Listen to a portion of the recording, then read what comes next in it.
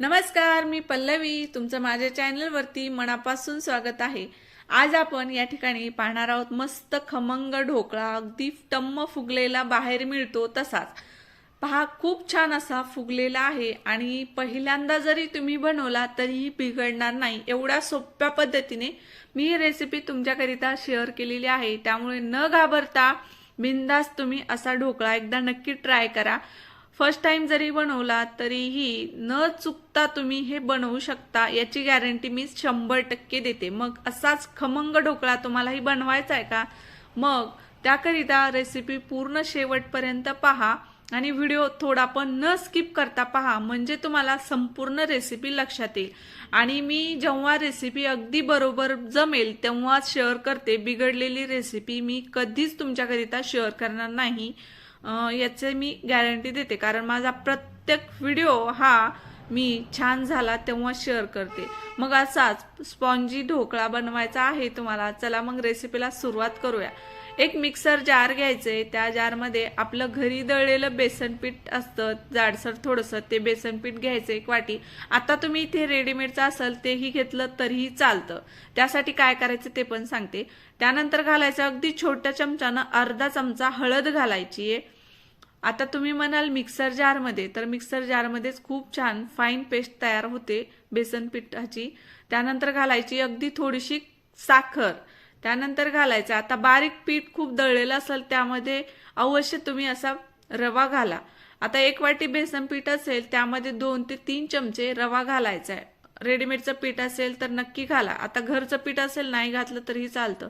त्यानंतर आता बेसन पिठामध्येच आपल्याला चवीपुरतं मीठ घालून घ्यायचं। आता हे सर्व मिश्रण मिक्सरमध्ये 1 मिनिटच फिरवून घ्यायचं। यानं काय होतं, सर्व मिक्सर एकत्रित एकजीव होतं आणि जास्त फेटण्याचीही गरज पडत नाही। आता हे मिश्रण फिरवून घेतलंय, त्यामध्ये आपल्याला आता 1 लिंबामधलं अर्ध लिंबू आपल्याला बेसन पिठामध्ये घालून घ्यायचंय। आता तुमच्याकडे इथे लिंबू नसेल, लिंबू सत्व असेल तर लिंबू सत्व वापरलं तरीही चालतं, पण लिंबू सत्व नसेलच, प्रत्येकाच्या घरामध्ये नसतं, पण लिंबू हे अवश्य असतं म्हणून लिंबू घालायचे। अर्ध लिंबू घातलंय, अर्ध लिंबू मी नंतर आपल्याला शिरप बनवायचंय ढोकळ्यावरचं त्यामध्ये घालायचंय। आता हे बेसन पीठ थोडं थोडं पाणी करून भिजवून घ्यायचंय।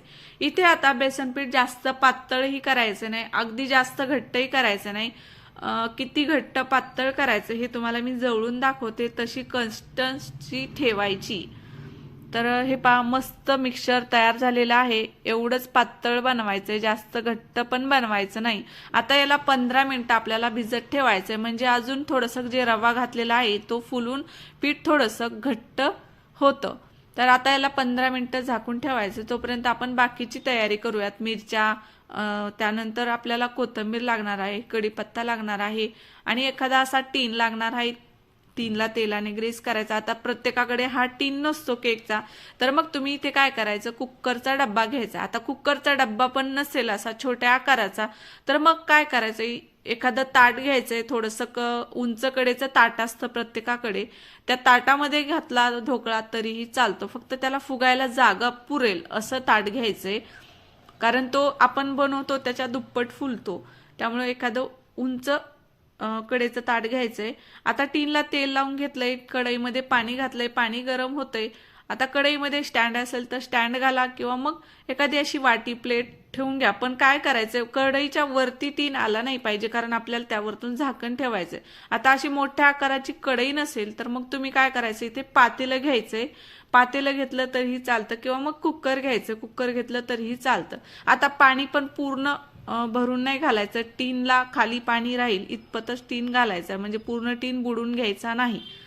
आणि आता मेन गोष्ट म्हणजे ढोकळा फुगण्यासाठी इथे आपल्याला लिंबू फ्लेवरचं, त्याच्यावरती लिंबू असतं बघा, तो विनो घ्यायचा। आता तो विनो किती घालायचा, मी या चमचानं अर्धा चमच्यातला अर्धा चमचा यामध्ये विनो घातलेला आहे। आता विनो शिवाय हा ढोकळा फुगणार नाही। आता तुमच्याकडे विनो नसेलच तर तुम्ही काय करायचं, खाण्याचा सोडा घालायचा, अर्धापेक्षा अर्धा चमचा खाण्याचा सोडा घालायचा आहे।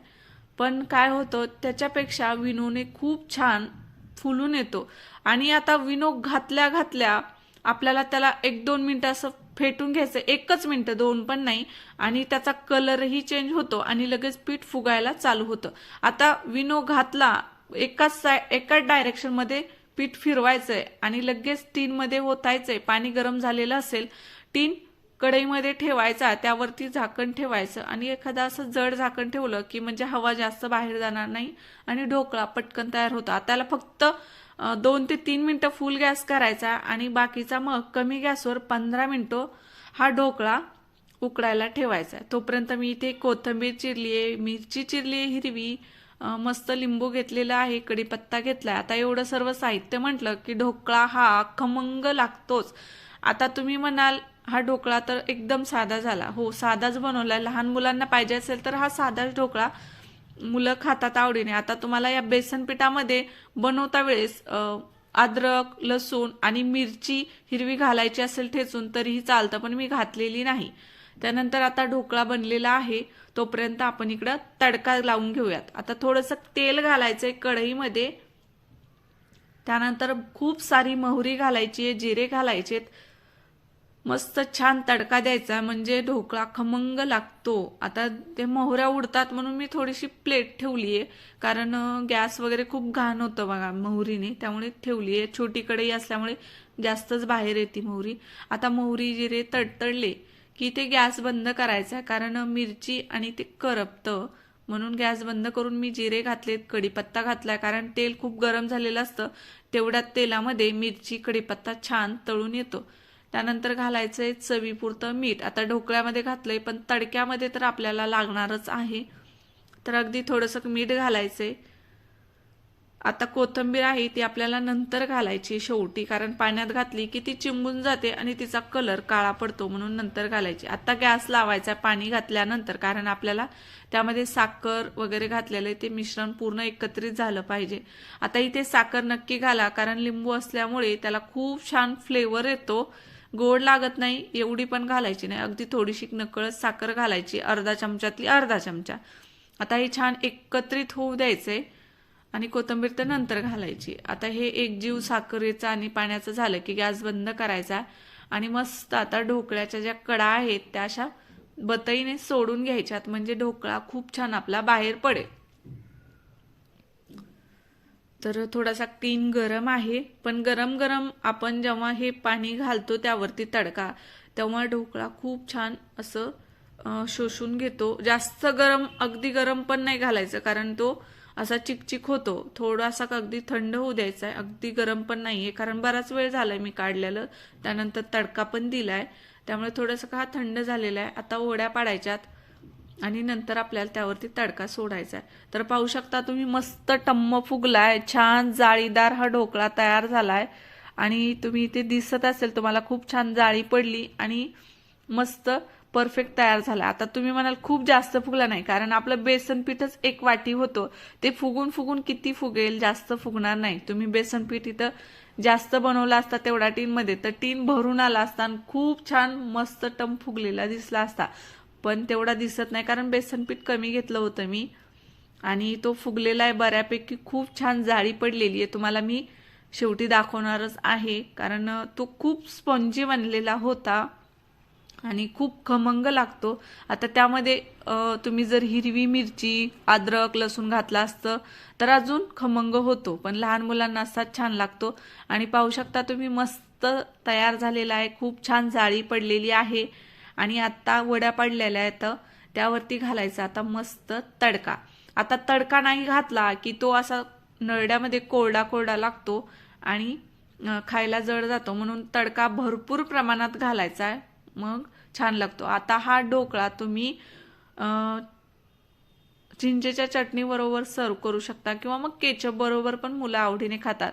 आता मस्त हिरवीगार कोथिंबीर सोडायची आणि मस्त परफेक्ट ढोकळा पाहू शकता तुम्ही तयार झालेला आहे.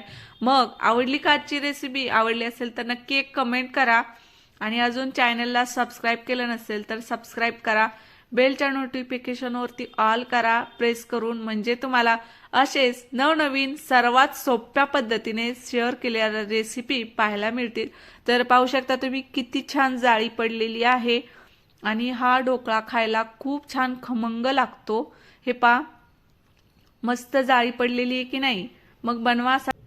आता जाता जाता पटकन चॅनलला सबस्क्राईब करा. अशाच नवीन व्हिडिओ सोबत भेटेल. तोपर्यंत बाय.